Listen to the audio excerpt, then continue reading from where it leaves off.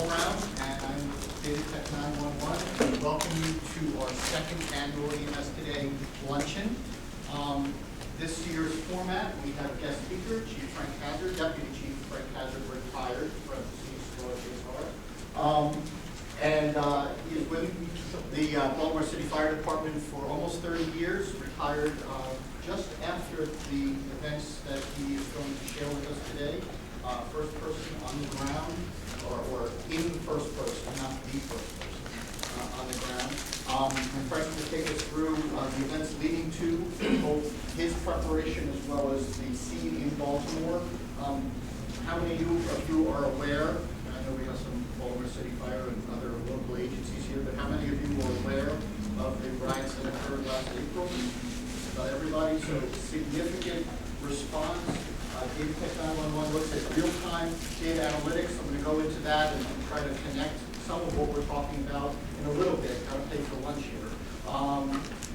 After Frank's presentation, and we also want to give you a chance to talk, ask questions, and kind of talk about mass casualty events in this type of ground and how important data impacts the social media and so on. So with that, I'll tell you about bathrooms and other emergency types of things, but I don't know the answer. So you guys, I'm sure, can figure that out. Go this way, not that way. Frank, please. Okay, thank you. I want to thank everyone for coming. It's great to see my brothers and sisters here, and I want to thank you for what you do. And I want to thank Data Tech 911, Paul, and others for making this possible. So, as Paul said, I did almost 30 years on the job in the city. I retired in last July, but I burned some leave at the end. My last duty day, I think, was in mid-May, and this riot happened in mid-April. It was about 10 days after I announced that I was going to retire, so I call it my send-off. So just to recap what happened, a young man named Freddie Gray, a resident of West Baltimore, was arrested by police in the Gilmore Homes, which is a public housing project area of West Baltimore. He was transported by police in a police van. Somehow his neck was badly broken during that transport. He survived for a week and died. This is a video happened to be shot of his arrest, and it was later determined that there was no legitimate cause for his arrest, which made this an even more tragic case. So this is a map of West Baltimore. The red dot shows the location of the arrest in Gilmore Homes, and this is a very densely populated and built-up area. As I said, he survived a week and died at University of Maryland Hospital on the 19th of April.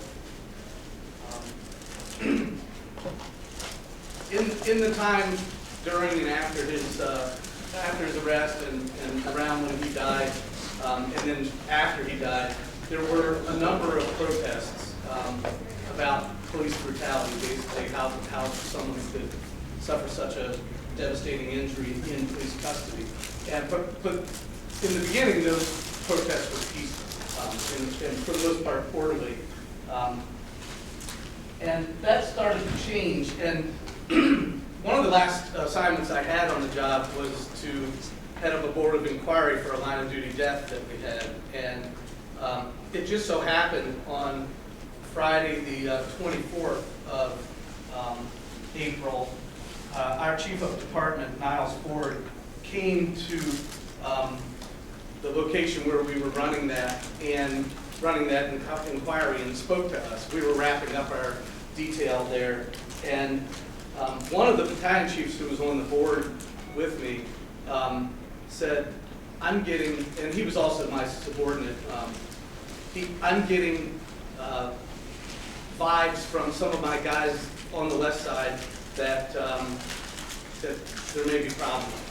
And so those those included some specific credible threats against primarily police, but it also named fire and EMS personnel that if we came in that area, we would be harmed, basically. So in response to that, the fire department defined what they termed the hot zone, which was a large geographic area on the west side, and they added a fire company to all EMS responses within that area, which is not our normal procedure. So regardless of priority, every EMS response in this hot zone got a company, which of course increased the activity for the local fire companies. And that began on that Friday. So fast forward 24 hours to Saturday evening, there were the beginning of confrontations with police. And what the most notable event was the area around Camden Yards, which is just south of where we are, yeah, 1 block south of here. There was a baseball game, and there were the Orioles were playing the Red Sox, and hundreds of protesters were in this immediate area. And it was clear to police that they intended to disrupt that game if they could and stage a protest for the people, make a scene basically for the 36,000 people that were there. And the police said, "Whoa, we don't want the stadium. The game was ending, and we don't want all these fans to exit the stadium and be caught up in the melee." So they asked the stadium to hold the fans inside for a half hour until this area could be cleared. And honestly, for a lot of people, this was the first time in their lives that they had ever been personally impacted by violence, by any threat of violence. And it was a surreal moment. There were a lot of people who were shaken by this experience, and it became very real to a lot of people that might not otherwise be involved in a riot. And this is the area we're talking about. Just to orient you, we're in this building right here. This area was certainly involved. In fact, this photo was taken, that's the bridge that many of you walked across to get here. This is just outside this window. And the police formed a line and tried to hold the crowd back while the stadium was emptying out. The violence in this area continued after the fans were allowed to exit. There was looting of stores. They burned some police cars, smashed some windows in local businesses. But all in all, it wasn't anything of the scale that came a couple nights later. And then on Sunday, it was generally calm. Sunday was the wake for Freddie Gray. There wasn't really a lot of activity. And ironically, the fire department command staff attended the Red Sox game on Sunday afternoon. I know you were there, I was there, and we talked about the events from the night before, and we were aware that it might continue, but we were very glad that things seemed peaceful. There were preparations for Sunday night in case it resumed, but there was a lot of pleas from community leaders for calm, and we hoped that would settle things down. Other than the lopsided victory of Orioles over Red Sox, it was a pretty uneventful day.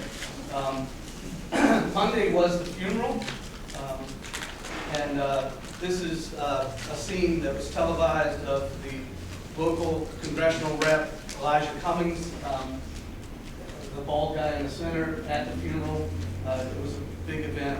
It was a school day, and after school, there was a lot of violent protests by teenagers, basically, who got out of school, especially in the Mondawmin Mall area in northwest Baltimore, which is sort of a transit hub for a lot of kids that use buses to go home. And as a result, there was fighting with police. A lot of rocks and bottles were thrown at police, and they pelted the police. The mall was looted. This is a shoe store that was just absolutely devastated by looting. this is another store, not in the mall, but same situation, another shoe store that was devastated. And some police were injured as a result of all this. That was a day off for me. I was at home. I live in the suburb, and it also happened to be my teenage daughter's senior day for their softball team. So I was, sort of aware that there might be a problem, but not really aware. Of course, I was wired like we always are, at a pager and a BlackBerry and phone and everything. But the first clue that there was a problem honestly came to me because one of the other mothers who rarely got to games showed up. And even on senior day, she's a high-power attorney and she works really hard, and she showed up and I said, it's great to see you. How did you happen to get off today? And she said, they sent us home because of the threat of riot. And I said, I'm really shocked that that was the case. Anyway, I called my counterpart, the on-duty shift commander. I was in ops, and I was one of 4 people who shared a job. And he said, we're watching things. It has potential to get ugly, but we're not really that worried about it. So within a half hour, I got a page saying all command staff report back to work. So I called the guy again, and I said, what's changing? What's going on? And he said, this is ugly. You got to get to work. So I got in the red car, drove in. I called him again as I was leaving my house. I threw a uniform on, called him again, and I said, I need to respond. And I anticipated him to say, no, man, don't kill yourself. And he said, yeah, I think that would be a good idea. And I went, whoa, okay. So now I knew that, I could hear it in his voice. I could hear the background of his office was very hectic. So anyway, this is the same map. And the first place I went was our office, sort of on the east side of downtown, Old Town Station. And when I got there, I saw the look of the guy that was about to preside over a riot, and I knew that the gravity had escalated. And I asked him, what do you need? And he said, I need you to function as a battalion chief on the west side. So we agreed that I would be battalion chief 13, and I would go to 36 Engine in West Baltimore. This is 36 Engine's house.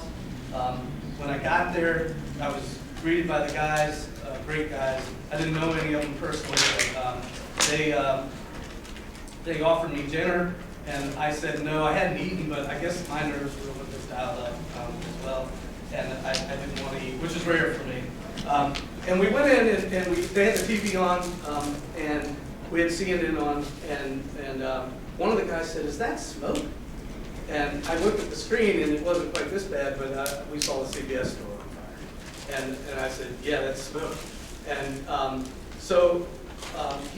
I said, "Are we on the box there?" And they said, "Yeah." And I knew if they would be, I would be. So I went and used the bathroom, and then the procedure that was in play at that moment, within that hot zone, was we had an incident management team, we had an ops chief, and before they dispatched anything, they would check with the ops chief to see what level of response they wanted to send. And he said, I heard him by radio tell the dispatcher, send 2 and 1 and the chief. And I felt like keying up the mic and saying, are you looking at CNN? Because you need more than, you need the whole box. And I know what he was trying to do was he was trying to keep resources in reserve. But they did send an abbreviated assignment, and the first chief there asked for the box, and then made it a working fire was brought more. Anyway, I came on the rest of the box, along with 36 Engine. And so we were in that lower left location. The fire was up there in Pennsylvania North. Now, Pennsylvania North was a symbolic epicenter for this whole thing. It was ground zero for this riot. That's where the CVS store was located. That's where a lot of confrontation with police took place. And we call it Penn North. And it's an important crossroads in West Baltimore. And it's also on the subway line. I have a video here that I'd like to play a few minutes of because it kind of paints the scene better than I can tell you actually. We're trying to let some smoke out, and a lot of smoke is billowing out, kind of blowing toward where we are and enveloping the riot-clad police officers that are right around this building, as you mentioned, trying to protect the firefighters. Another fire truck just pulled in to this alleyway to try to give support to the firefighters who went in. But we definitely saw a moment ago one firefighter going right through the roof as the smoke was billowing out. Our photojournalist John Bennett, he can pan to our left, to his left here. We see another fire truck arriving right now. The police making way for that vehicle to get in. But clearly, this situation here at the CBS, this fire is not out. A lot of dangerous smoke pouring out of this building. Well, CBS has told us that none of their employees were injured in this situation. So that's smoke. Clearly, a very dangerous situation here as the firefighters. Police officers are trying to move down this street because the firefighters right here, you can see them, they are furiously trying to get that hose hooked up so that they can get the water in good enough amounts on that this was a side street. CBS. These guys were it is very interesting to be here because I feel like I've been here for a week and I know about everybody in this neighborhood. Watch these fires work. By the time they get that firefighter, those hoses working, that CBS is going to be toast. They are desperate to get that water flowing. As far as I can tell, they have not been able to get much water, if any, on that. They've not been able to get that far. Watch yourselves. There's a lot of water. There's a lot of pressure. There we go. Now they got the line going. Holy hell, Wolf. Nothing as dramatic and as chaotic as this. This is you again. How are you, my friend? Are you surviving? Buddy, I'm surviving. Yes, I am. We are survivors in Baltimore. Yes, we are. I take it you are not happy with what is happening in your neighborhood. Man, not just the neighborhood. I'm just not happy as a whole because the people in my city are not happy. How far is this going to go? As far as they take us. As far as they take What us. does it mean? What does It means what's behind me right now. Exactly. What's behind me now. See? Judge, As far as they did take you us. see that? Yes, I saw it. Did you saw that? See that? Wolf, if you just saw that, they just, while we were talking there, just cut the hose with a knife, trying to, and then ran, trying to thwart the efforts of the authorities to actually turn out this fire. People in this neighborhood blaming police for what has happened here. Residents are trying to bring control to the situation. Can I speak to you for a second? Yeah. You seem upset by this. Individuals who are here from this neighborhood are very upset by what they're seeing right now, but there are others who are thwarting the authorities at every turn. Even. I just saw that guy. Yeah, I just saw that guy cut the hose a person as in a gas well mask with the gas mask. Right, and an important point was made there, I think, that not everyone was of the same mind. So people were very upset, residents were very upset about what they were seeing in a lot of cases. And remember that theme, because later on that same thing played out. This guy was eventually charged with hampering the efforts of the firefighter. And, they did some good police work to catch him. This fire was a significant fire, but it really wasn't that unusual. The unusual thing about it, honestly, was that we were surrounded by a riot as a result of the fire. There was a little bit of an exposure problem. There was a multiple dwelling senior citizen residence that was behind it, and a lot of the elderly residents used this pharmacy for their medicine, and they, they ended up losing their pharmacy. This is the interior after we knocked it down. Total loss. So after that fire wrapped up, I needed fuel, so I got back in my buggy. I drove down to down Pennsylvania Avenue, and as it was just getting dusk, and that's normally it's a commercial street, lots of businesses and small businesses, and there was just wholesale looting, and I was really shocked. In any other circumstance, I would have called in that I was witnessing burglary in progress, and I just realized there were automobiles burning, and normally I would call that in and wait for a company to come and put the automobile out, and I just drove past it. You know, we weren't even concerning ourselves with automobiles at that point. I got down to near Route 40, and I heard Truck 18 come on the air and say that they had just tried to stop at a fire. They'd been pelted with rocks and bottles. One of their firefighters had glass in his eyes, and he was, and they continued on, and they were safe with police, but there was a fire at North and Smallwood, and they had an injured firefighter. So I turned on the lights and siren, and I went west on Route 40, planning to go north up to where they were. They were in Fulton and North at that point. And as I was driving down what we call the Highway to Nowhere, it's an old interstate section that that's still there, but it was never connected to the full interstate section. This, you know, I had the lights on, and this crazy guy tried to throw a cinder block. It hit me. So he, you know, heaved it over the security fence, and I saw that, and it landed well behind me because he didn't judge the timing right, but it freaked me out, and I swerved, you know, and I almost lost, I could have crashed just from my own overreaction, to be honest. But what went through my mind at that point is, most of the time when I've been in the fire department, nobody wanted to kill me or hurt me. You know, police, yeah, they take the brunt of, you know, a lot of violence, but firefighters are, for the most part, not messed with. I'd only had things thrown at me a couple of times over many years, and now the rules were different. Like, we were part of the open game.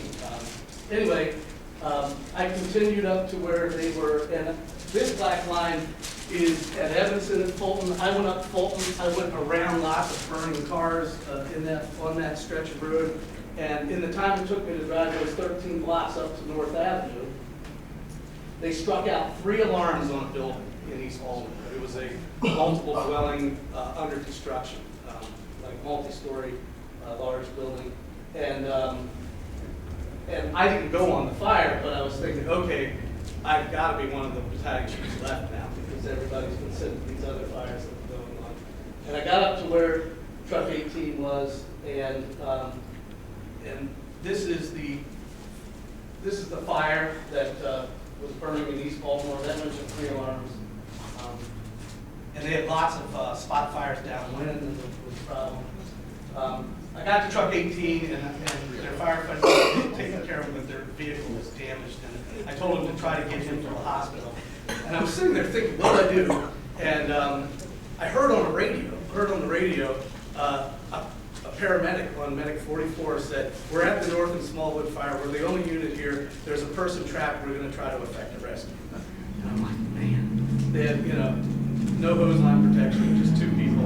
And I was tempted to tell them not to try it, but then I thought if they could make it and save somebody, I wanted them to do it. So I went to the police, whoever, you know, white shirt, found a white shirt, and I said, I got to get to North and Smallwood. You got to get me there.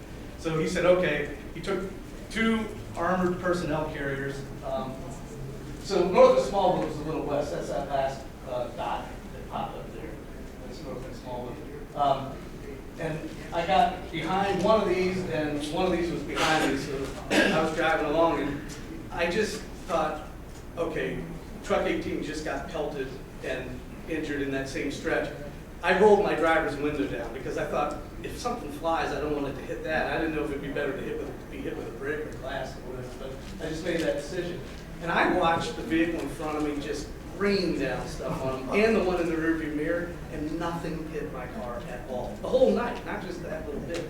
I don't know if it was, you know, the other thing that I was thinking is, I'm like a month away from retirement now. This was the building that was burning as advertised. It was going pretty good. Supposedly there was a person trapped on the 2nd floor apartment. It was like a corner bar, lounge, packaged goods store. The fire was, most of the bulk of the fire was in the rear, showing pretty good. We had a guy, a firefighter fall through the floor, had to deploy our RIT to rescue him. They made a good search. Nobody was in there. One of the surreal moments in this, after we got there and all the firefighters came in, was I was in the street facing the side of the building, watching my people do their thing, and I had police officers who were in those armored personnel things were back to back with me, and they were watching the crowd so that we wouldn't be assaulted. And I heard a verbal argument between civilians about whether we should fight the fire. Some of us wanted to let it, some of them wanted us to let it burn. Other ones wanted us to try to rescue the person they thought was in there. And then I heard a fist fight break out, and they were literally fighting over whether we were going to fight the fire. And I've never seen that either. So it was a very, very crazy situation. After that fire, I really needed fuel, so I tried to get down there again, and they sent me to another fire, which was 45 blocks east of where I was, and I was the first new battalion chief. And I couldn't believe, when I heard the address coming out, I thought there's no way I'm going to be sent to that, it's just too far away, and then I was like, whoa. So I went to that. This one was like a pizzeria row, middle of the group, and it was a pretty devastating fire. There was a lot of loss in that, and but no one injured, thankfully. And after that fire, I went back to the firehouse at 36 Engine, and there really was nothing more for me to do. I never saw those firefighters again.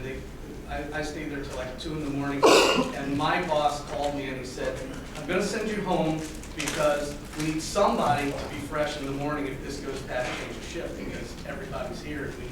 We need somebody to get some sleep. And I said, okay, I'll go home. And the rest of the night was hellacious for them. Another CVS store was set on fire and was a total loss. Another drugstore, I don't remember which kind. It was a mom and pop pharmacy was burned. And there were 33 significant structure fires in that roughly 12-hour period from dusk to dawn. Almost all of them were incendiary. I think there were 2 fires that were probably accidental or some other cause overnight. There were 134 vehicle fires reported, 55 that we counted that actually happened.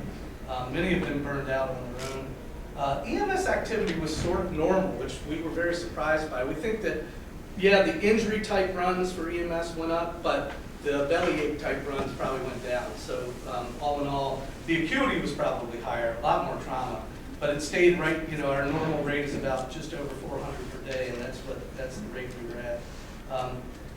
20 pharmacies were burglarized. The opioid drug medications were hot for burglary, and they flooded the street, and a lot of people theorized that the murder rate went through the roof, and part of the reason was all of those drugs were filtering their way out from the drug distribution system that exists. 3 incendiary fires in pharmacies. Nobody died. That to me is amazing.